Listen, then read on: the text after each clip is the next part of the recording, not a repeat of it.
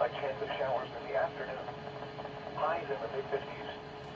Chance of rain 40.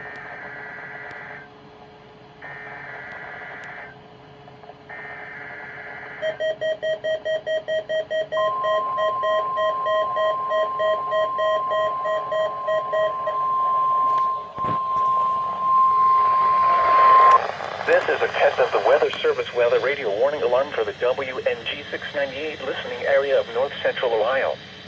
During potentially dangerous weather situations, specially built receivers are automatically activated to warn of impending hazard.